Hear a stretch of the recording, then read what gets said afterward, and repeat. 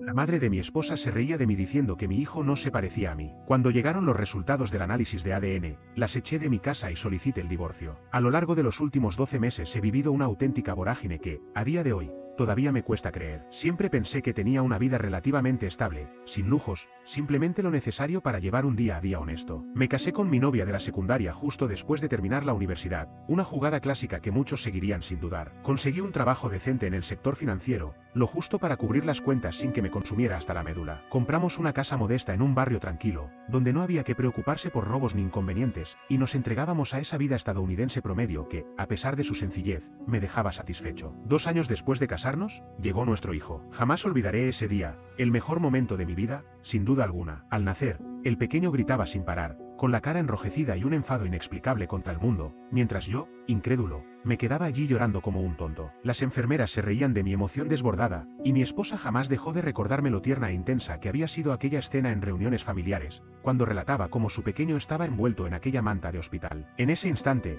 juré ser siempre su protector, prometiéndole una vida mejor a diferencia de la mía, marcado desde la infancia por la ausencia de un padre que se fue cuando tenía apenas 9 años. Con el paso del tiempo, la rutina se estableció: trabajo, partidos de fútbol, tardes de videojuegos y barbacoas en familia. La situación se complicó un poco cuando, tras su divorcio hace 3 años, mi suegra se mudó con nosotros. No era lo ideal tener a alguien observando cada paso, pero acepté la situación para apoyar a mi esposa, quien deseaba estar cerca de su madre. Sin embargo, siempre percibí en ella una vibra extraña. De manera sutil, hacía comentarios en reuniones familiares sobre nuestro hijo, afirmando que no se parecía a mí, que tenía los ojos de su madre y que no mostraba rasgos míos. Ella se reía como si hubiera soltado un chiste exquisito, y yo simplemente pensaba que, como en muchos casos, los rasgos familiares se manifiestan más tarde en la vida. La vida parecía continuar con normalidad hasta que, de repente, se produjo un cambio drástico. Mi hijo empezó a mostrarse inusualmente cansado, incapaz de sobrellevar una jornada escolar sin agotarse. Al principio atribuí esto al torbellino de la pubertad o a las noches extendidas jugando Fortnite. Sin embargo, la situación se agravó.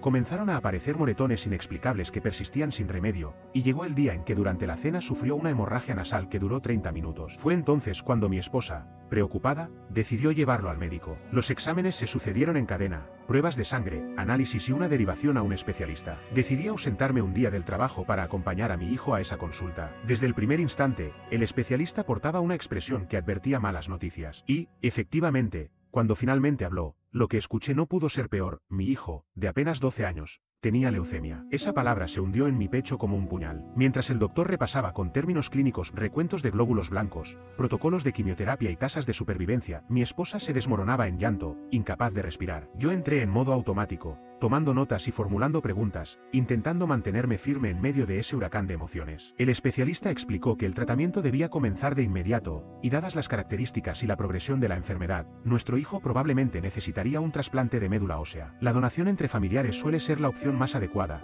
y en primer lugar me sometieron a pruebas simples: una muestra de sangre y un frotis de mejilla, para confirmar si era compatible. La enfermera nos aseguró que los resultados estarían listos en 48 horas. Yo, confiado, pensé: claro que seré compatible. Soy su padre. No obstante, 2 días más tarde, recibí una llamada que transformó mi mundo. Me citó el doctor en una consulta privada, sin la presencia de mi esposa o mi hijo, y en aquella fría y estéril sala me miró con una extraña mezcla de reserva y seriedad. Con voz pausada, me indicó que, según los análisis, mis marcadores genéticos no coincidían ni de lejos con los de mi hijo. Al principio, creí que se trataba de un error de laboratorio, pero sus palabras continuaron: en ocasiones, esta discrepancia puede indicar un problema de paternidad. En ese momento, mi cabeza dio vueltas. Salí a mi coche, permaneciendo allí por casi 1 hora, tratando de asimilar lo que acababa de oír, mientras mi teléfono no paraba de recibir mensajes de mi esposa preguntando por los detalles de la consulta. Con las manos temblorosas, finalmente regresé a casa. Al abrir la puerta, encontré a mi esposa y a su madre en la cocina, con una tensión palpable en el ambiente. Sin mediar palabra, les lancé con voz quebrada: ¿por qué no soy compatible? ¿Qué está pasando con mi hijo? Mi esposa comenzó a sollozar de inmediato, en un intento desesperado por evadir la verdad, mientras mi suegra, con una mirada gélida y sin atisbo de empatía, se limitó a rodar los ojos como si se tratara de una escena predecible. Finalmente, ella intervino con frialdad casi inhumana: dile la verdad, que él no es tu hijo. Nunca lo fue. Sin adorno alguno, esas palabras golpearon mi alma como una bomba, dejando en silencio absoluto la habitación, salvo por el llanto fingido de mi esposa. Aquel día, mientras me costaba respirar, sentí como si alguien se posara sobre mi pecho, impidiéndome captar el aire. Apenas conseguí articular mis palabras. Mi suegra, con una indiferencia pasmosa, encogió los hombros como si estuviésemos analizando el argumento de una película trivial. Fue entonces cuando reveló, con la frialdad de quien comenta un simple chisme, que aún veía a su ex. Resulta que, cuando se comprometieron y mi esposa quedó embarazada, se había decidido que yo era la opción más estable, con un empleo sólido y buenos beneficios, en contraste con un ex que no lograba mantener un trabajo durante más de unos meses. Mi esposa, entre lágrimas, confesó que iba a contarnos la verdad eventualmente. Eventualmente, exclamé, mi voz elevándose con una furia contenida. 12 años. Nunca antes había gritado de tal manera. Fue en ese preciso instante cuando la realidad golpeó con toda su fuerza. Nuestro hijo tenía leucemia y necesitaba un donante de inmediato. Mi suegra, con una frialdad que helaba la sangre, soltó la sentencia que jamás imaginé oír: necesitamos contactar a su verdadero padre. Algo dentro de mí se quebró de forma irremediable. Durante todos estos años, había estado presente en cada fiebre, cada pesadilla nocturna, cada proyecto escolar, cada partido de fútbol, en cada instante de la vida de mi hijo. ¿Cómo podía ignorar que, aunque su ADN provenga de otro hombre, yo había sido y seguía siendo su verdadero padre en cada sentido que realmente importaba? Con una calma mortal que asustó a mi esposa, le ordené: fuera de mi casa, ahora mismo, empaquen lo que tengan y márchense. Mientras ella protestaba con esa entonación de superioridad que siempre emplea, recordándome que yo no podía simplemente echarlos, la dejé sin replicar. Le ordené que anotara los datos de contacto de su ex, pues necesitábamos urgentemente un donante. A regañadientes, mientras intentaban discutir, me alejé hacia el patio y llamé a mi abogado. Le conté cada detalle, y él, en un tono preocupado, me indicó que debía documentar todo y bajo ninguna circunstancia, abandonar la casa. Me aseguró que iniciaría el proceso de divorcio de inmediato y que, mientras tanto, yo debía centrarme en el tratamiento de nuestro hijo, enviando cualquier registro médico que pudiera probar lo sucedido. Poco después, mi esposa salió al patio, con los ojos hinchados, intentando encarnar a la víctima. Estás destruyendo nuestra familia justo cuando nuestro hijo más nos necesita, dijo. La miré fijamente y le pregunté, con voz rota: ¿alguna vez me amaste de verdad o solo fui un cajero automático ambulante? Ella replicó que me había amado y que nada cambiaría entre nosotros, pero yo no podía aceptar que toda nuestra vida juntos fuera una farsa. Con un gesto brusco, me aparté de su mano, como si estuviese cubierta de ácido, y le recordé que nuestro hijo no debía conocer la verdad sobre su paternidad. No, cariño, él no tiene por qué saber que no soy su padre biológico, dije, tratando de mantener la calma. En medio de esta tormenta de revelaciones, me vi forzado a contactar al hospital para dar la información del ex. Aparentemente, la madre de mi esposa había mantenido un seguimiento de él a través de amigos en común, pese a años sin hablar. Una hora más tarde, mi esposa y mi suegra habían abandonado la casa. Mientras ellos intentaban llevarse objetos de valor, yo les informé que había fotografiado cada rincón del hogar, asegurándome de que todo se reportara como sustraído. Esa noche, me quedé en la habitación de mi hijo, observándolo dormir tras su primer ciclo de quimioterapia. Su figura, pequeña y pálida, me recordaba cada instante vivido a su lado, reafirmándome que, a pesar del ADN ajeno, yo siempre sería su padre. Al amanecer, tuve que llevarlo a su cita médica para más pruebas. Mi hijo, inocente, preguntó por su madre. Le dije que estaba ocupada con la abuela y que vendría a visitarlo más tarde. Los médicos, luego de realizar nuevos exámenes, me informaron en voz baja que su condición era grave, el cáncer avanzaba agresivamente y necesitábamos, cuanto antes, un donante compatible o recurrir a tratamientos experimentales. No pude contener las lágrimas en el baño del hospital, golpeando la pared con tanta fuerza que fracturé un nudillo. Fue un acto imprudente, especialmente cuando mi hijo dependía de mi integridad. Al regresar a su habitación, recibí un mensaje de mi esposa solicitando ver a nuestro hijo. Aunque el dolor y la rabia se mezclaban en mi interior, accedí por el bien de mi pequeño, recordando que él era lo más importante. Mi suegra, en un intento por mantener el control, le había prohibido hablar conmigo o traer a su propia madre. Mi esposa apareció, envuelta en un aire de supermamá, con los cómics favoritos de nuestro hijo y un videojuego nuevo en mano. Mientras ellos compartían ese momento, yo me dirigí a conversar con el equipo médico para conocer los próximos pasos. Resultó que, gracias a la cooperación vacilante de mi esposa, el hospital había comenzado a localizar al padre biológico. Sorprendentemente, ella había estado manteniendo contacto, aunque de manera discreta, durante todos estos años, lo que me hizo cuestionar cuántas mentiras más se habían tejido en nuestra relación. Esa noche, en vela, repasé cada recuerdo, tratando de encontrar señales que ahora tenían un significado oscuro, veces que se mostró extrañamente incómoda por la apariencia de nuestro hijo, cuando se defendía ante comentarios sobre la paternidad, o aquellas observaciones sarcásticas de su madre. Todo encajaba en un rompecabezas de traición tan completo que apenas lograba comprenderlo, hasta que, en medio de la desesperación, recordé: soy su padre. Puede que no lo sea biológicamente, pero en cada instante vital he estado a su lado. Al día siguiente, el hospital informó que habían localizado al padre biológico y que, sorprendentemente, había accedido a someterse a pruebas de compatibilidad de inmediato. Esa misma tarde, él llegó al hospital. Mientras me sentaba en la habitación de mi hijo, recuperándose de los efectos de la medicación, una enfermera me llamó para informarme que alguien deseaba hablar conmigo en la sala de consulta. Pensé que se trataba de otro médico, pero al ingresar, me encontré cara a cara con él. En mi mente lo había imaginado como un personaje carismático y seductor, quizá incluso más alto y atractivo largo que yo. Sin embargo, ante mí se encontraba un hombre de estatura promedio, con señales de calvicie incipiente y un físico que lo hacía ver poco imponente. Con evidente nerviosismo, extendió la mano y se presentó. Soy Jai. Eres el padre biológico, le dije sin vacilación. Jai, con un gesto que denotaba pavor, admitió. No tenía idea. Fue entonces cuando reveló que, en su época con mi esposa, tras una breve ruptura en la universidad, ella le había llamado semanas después afirmando estar embarazada, pero luego perdió el bebé. Yo, ajeno a todo, nunca lo cuestioné. Jai, con un aire de resignación, murmuró que, de haberse sabido la verdad, él habría estado presente para su hijo. Nos sentamos en silencio por un momento hasta que él comentó. Tengo 2 hijos, estoy casado y con un empleo decente. No me interesa el relato, solo necesito saber si eres compatible para el trasplante de médula. Pronto tendré resultados de pruebas más específicas. Tras una breve pausa, Jai preguntó si podía ver a nuestro hijo. Cada fibra de mi ser quería negarlo, pero sabía que, en ese instante, él representaba una oportunidad de salvar la vida de mi pequeño. El doctor regresó con resultados preliminares.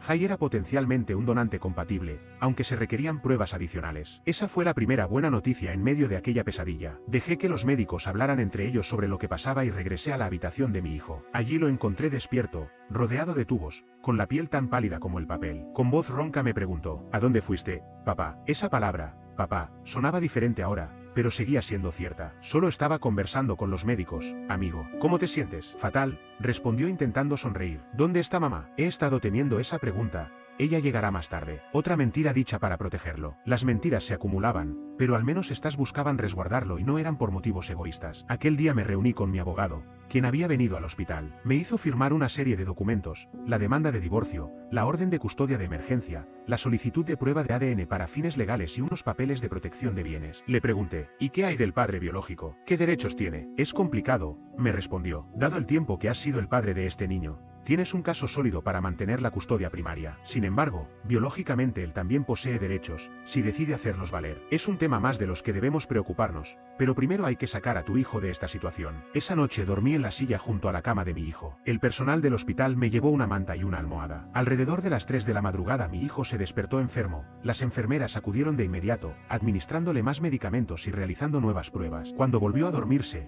ya amanecía, y mi teléfono había estado sonando sin parar toda la noche. Mensajes de texto de mi esposa, de su madre, de amigos que, evidentemente, habían escuchado alguna versión de lo que sucedía. Los ignoré a todos. A la mañana siguiente, Jai regresó para más pruebas. Nos cruzamos en el pasillo con un asentimiento incómodo. ¿Qué se le dice a un hombre que, sin saberlo, es el padre biológico del niño que has criado durante 12 años? Mientras tomaba un café en la sala familiar, el doctor se acercó con la noticia. Buenas noticias. Jai es compatible, una de las mejores coincidencias que podríamos esperar. El alivio me golpeó tan fuerte que tuve que sentarme. ¿Y ahora qué sucede? Pregunté. Prepararemos a ambos para el procedimiento. Hay algunos papeleos y más pruebas, pero, dada la urgencia de la condición de tu hijo, podemos actuar rápido. Por primera vez en días, sentí una chispa de esperanza. Mi hijo tenía una posibilidad, y eso era lo único que importaba en ese momento. Pero la pesadilla estaba lejos de terminar. Esa tarde apareció mi suegra, caminando directamente a la habitación de mi hijo como si fuera la dueña del lugar. Yo estaba en el baño y, al salir, la encontré sentada junto a su cama, llenándole la cabeza de quién sabe qué ideas. ¿Qué haces aquí?, le pregunté, controlando mi voz por el bien de mi hijo. Estoy visitando a mi nieto, respondió, desafiante. No puedes mantenerme alejada de él. Papá, ¿por qué la abuela se queda en un hotel?, preguntó mi hijo, con una mirada de confusión, y mi esposa también quería saber qué ocurría. Le lancé a mi mujer una mirada que, de haberla visto, la habría destrozado si hubiera sido posible. Hablemos afuera, le dije. Una vez en el pasillo, le solté todo lo que había reprimido. Te muestras con mucha imprudencia. Él es mi nieto, y yo tengo todo el derecho a estar aquí, mientras que tú no tienes ninguno. Fuiste tú quien animó a tu hija a mentirme durante 12 años. Eres la artífice de este desastre. Ella se encogió, furiosa, como un gato enojado. Deberías estar agradecida, porque si no fuera por mí, ni siquiera tendrías a tu nieto en tu vida. Agradecida de haber sido engañada, de haber criado al hijo de otro hombre sin mi conocimiento ni consentimiento, y de haberlo descubierto en medio de una crisis médica que podría haberle costado la vida. En ese momento, una enfermera se acercó, visiblemente preocupada. Señor, voy a tener que pedirle que baje el tono de voz. Tomé un profundo respiro. Lo siento, esa persona se estaba yendo. Yo ciertamente no, protestó Mel. Si lo estás, le contesté con firmeza, o llamaré a seguridad. Ella se retiró, pero no sin prometer que esto no había terminado. De vuelta en la habitación de mi hijo, él estaba lleno de preguntas que yo aún no podía responder. ¿Por qué están peleando? ¿Ustedes se van a divorciar? Esas preguntas inocentes casi me rompen por dentro. ¿Cómo le explicas a un niño de 12 años que toda su vida ha sido una mentira, mientras él lucha contra el cáncer? Hay asuntos de adultos en juego, le respondí cuidadosamente, pero ahora no es momento de preocuparse por eso. Tú solo concéntrate en mejorar. Él no se convenció del todo, pero estaba demasiado cansado para insistir, y pronto se quedó dormido. Yo lo observé, preguntándome cómo demonios íbamos a superar todo esto, día a día, desastre tras desastre. Al día siguiente se presentaba el gran momento. Preparaban a Jai, el padre biológico, para la donación de médula ósea, mientras mi hijo recibía una gran cantidad de medicamentos para acondicionar su sistema. Los médicos le explicaron todo en términos que él pudiera entender. Básicamente, estaban eliminando por completo su sistema inmunológico para dar paso a las nuevas células. Mi corazón se rompía al verlo intentar mostrarse valiente cuando preguntó si le dolería, aunque el miedo se notaba en sus ojos. El doctor le aseguró que estaría dormido durante el procedimiento y que no sentiría nada, aunque luego podría sentirse mal mientras su cuerpo se regeneraba. No tuve oportunidad de hablar con Jai antes del procedimiento, probablemente lo mejor,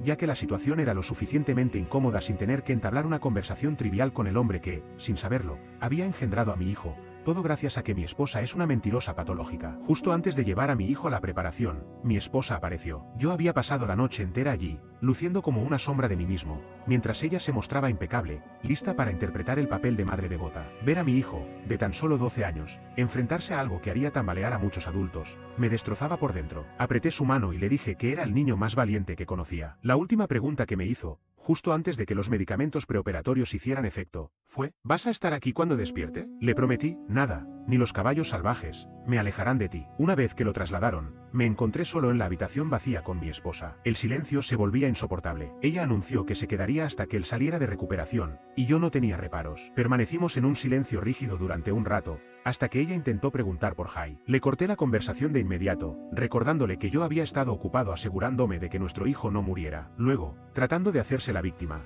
afirmó que yo era injusto, lo que me enfureció aún más. Nada en esta situación era justo para nadie, especialmente para nuestro hijo. La cirugía duró 6 horas, las 6 horas más largas de mi vida. Mi esposa y yo nos sentamos en lados opuestos de la sala de espera, sin hablar. La madre de mi esposa intentó aparecer de nuevo, pero fue rechazada en recepción. Pequeñas victorias en medio del caos. Finalmente, el cirujano salió, lucido y cansado, pero satisfecho. Todo había salido bien con ambos pacientes. Inmediatamente, mi esposa preguntó cuándo podríamos ver a nuestro hijo. El doctor explicó que estaría en aislamiento durante al menos una semana, mientras se regeneraba su sistema inmunológico. Solo podríamos verlo a través de un vidrio, sin contacto directo. Una semana sin poder abrazarlo o consolarlo. Pero si eso era lo necesario para salvarlo, lo aceptaría sin dudar. Cuando finalmente pudimos asomarnos en la sala de recuperación, mi hijo parecía tan pequeño, rodeado de máquinas, pálido como un fantasma, con oscuros círculos bajo sus ojos. Presioné mi mano contra el vidrio, como si pudiera alcanzarlo de algún modo. El doctor nos apartó a mi esposa y a mí para conversar sobre el cuidado postrasplante que nuestro hijo requeriría. Le explicó que, hasta que su sistema inmunológico se fortaleciera, necesitaría un ambiente estéril y con mínima exposición a gérmenes. Yo le aseguré que ya había comenzado a limpiar a fondo la casa, instalando nuevos filtros de aire y tomando todas las medidas necesarias. El médico, con una mirada incómoda entre mi esposa y yo, reconoció lo complejo de nuestra situación familiar, pero enfatizó que nuestro hijo precisaba estabilidad y una atención constante durante su recuperación. Con firmeza, le confirmé que en nuestro hogar contaba con todo lo necesario para él. Mi esposa empezó a objetar,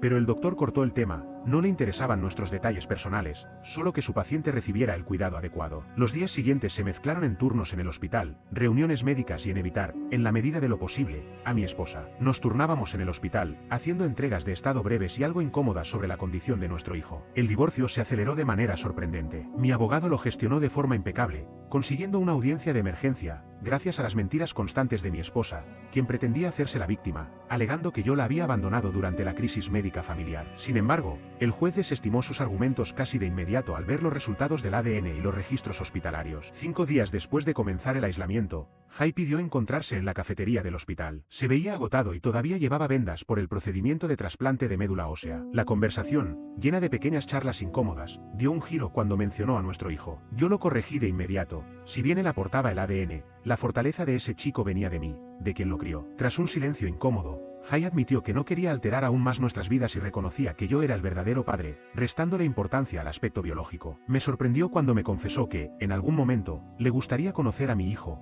pero que se sometería a mis decisiones en cuanto a cuándo y cómo sucedería, dejando en claro que la prioridad era el bienestar del pequeño. Decidimos posponer esa conversación hasta que nuestro hijo estuviera más sano y pudiera asimilar el divorcio, ya que la crisis médica debía ser superada primero. Al 7º día, los médicos mostraban un optimismo cauteloso, las nuevas células se estaban implantando y los números mejoraban ligeramente. Me permitieron, vistiendo un traje estéril, sentarme con él durante 30 minutos. Era la primera vez en una semana que lograba tocarlo, aunque estaba débil como un gatito, Esbozó una sonrisa al verme y bromeó sobre mi parecido a un astronauta, a pesar de su malestar. Ese era mi hijo. Durante todo este proceso, mi esposa intentaba, de diversas maneras, recuperar mi favor, ofrecía disculpas, excusas y promesas de arreglar las cosas, pero yo me negué a darle importancia y me limité a hablar del cuidado médico de nuestro hijo. Las enfermeras se dieron cuenta de la tensión y comenzaron a programar nuestras visitas por separado para evitar conflictos. Llegó el día del alta y, cuando el doctor dio la noticia, apenas pude contener mis emociones. Logré llegar a mi coche antes de derrumbarme por completo, entre una mezcla de alivio y rabia. Sin embargo,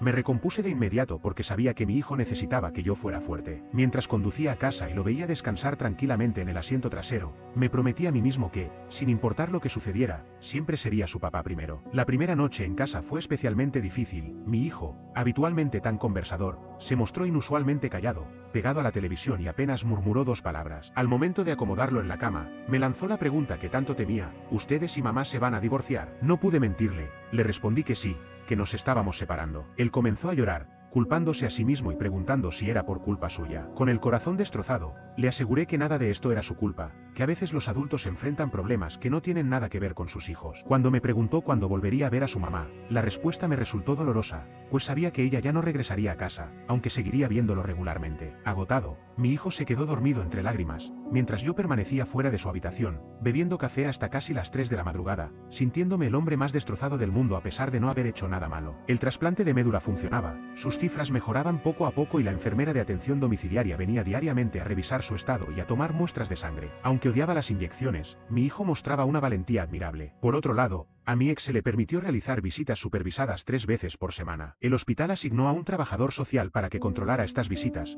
pues la corte temía por su estabilidad emocional y la posibilidad de que intentara alienar a nuestro hijo, en otras palabras, manipularlo para que se distanciara de mí. Dichas visitas resultaron ser bastante incómodas. Ella llegaba siempre con juguetes nuevos, juegos y cualquier cosa que creyera que podía ganarle el afecto del chico. Aunque mi hijo se alegraba al verla, se fatigaba rápidamente, y el trabajador social no dudaba en dar por terminada la visita cuando notaba que se estaba debilitando. Cerca de 2 meses después de regresar a casa, me enfrenté a la conversación que tanto había temido: revelar a mi hijo la verdad sobre su padre biológico. Con la ayuda de un psicólogo infantil, me preparé para lo que sería la charla más difícil de mi vida. Lo senté, le aseguré que siempre sería su papá sin importar lo que dijera el ADN, y con suma delicadeza, le expliqué que su mamá no había sido del todo honesta, y que el hombre que donó la médula ósea era, en realidad, su padre biológico. Mi hijo se mostró afectado, formulando preguntas dolorosas. ¿Por qué mintió mamá? ¿Debería llamarlo de alguna forma? ¿Era esa la razón del divorcio? Respondí lo mejor que pude sin desacreditar a su madre. Entre lágrimas, nos abrazamos y, al final, él me dijo: sigue siendo mi papá, lo cual me quebró por completo. Pocos días después, mi hijo me sorprendió diciéndome que quería conocer a Jai. Aunque el primer encuentro fue bastante torpe, lograron entablar una conversación sobre Minecraft, y con el tiempo, surgieron más preguntas sobre hermanos y la familia en general. Yo le aseguré que nada cambiaría en nuestra relación, siempre sería mi hijo, sin importar lo que sucediera. En la audiencia final de divorcio, el juez me otorgó la custodia principal, la casa y la mayoría de los bienes, mientras que a mi ex le correspondieron las visitas estándar, su automóvil y una compensación económica justa, de hecho, generosa. Durante la sesión, mi ex casi llegó a ser acusada de desacato, y tuvo que ser retirada por su abogado. Más tarde, intentó recoger a nuestro hijo de la escuela en un día que no le correspondía, fue interceptada por la policía y finalmente, la corte se vio obligada a endurecer aún más las reglas de visita. Mientras tanto, Jai y yo coordinamos por separado un horario de visitas supervisadas por terapeutas, para que nuestro hijo pudiera, de manera gradual, conocer al resto de su familia. Mi ex, en un nuevo episodio, violó nuevamente la orden de restricción, lo que la llevó a cumplir servicio comunitario, y luego se mudó, afirmando a quien quisiera escuchar que yo había arruinado su familia. Al cumplir los 6 meses tras el diagnóstico, todo se había adaptado a una nueva normalidad. Mi hijo se encontraba oficialmente en remisión, asistía a clases a tiempo parcial, y yo trabajaba desde casa para poder atenderlo. Mi ex cumplía fielmente con su horario de visitas, y continuamos con la terapia incluso después de la recuperación física. Esa decisión fue, sin duda, la mejor. Le brindó un espacio seguro para procesar todo sin preocuparse por herir a nadie. Recientemente, empecé a salir con alguien de manera informal, nada serio, solo cafés y conversaciones con una enfermera pediátrica que conocí durante las estancias hospitalarias de mi hijo. Ella comprende perfectamente lo complicada que es nuestra situación familiar, y lo importante es que a mi hijo le agrada, lo que para mí es lo más relevante. Una noche, mientras jugábamos a videojuegos, mi hijo me ganó y se mostró visiblemente nervioso ante mi posible reacción. Me reí, le despeiné el cabello y le dije: ese es mi chico, y la sonrisa que me devolvió valió más que todo lo vivido. Así es como se encuentran las cosas en este momento. La vida dio un giro de 180 grados, pero no solo sobrevivimos, sino que encontramos una fuerza interior que jamás imaginé tener. Para quienes se lo pregunten, sí, Jai está legalmente reconocido como el padre biológico, pero yo conservo la custodia principal y todos los derechos parentales. Jai está de acuerdo con este arreglo, reconociendo que me lo gané al estar presente durante 12 años cuando él no pudo serlo. De todo este calvario, he aprendido quién es mi verdadera familia y de qué estoy hecho. No olvides dejar tu opinión en los comentarios, dejar tu like y compartir este video.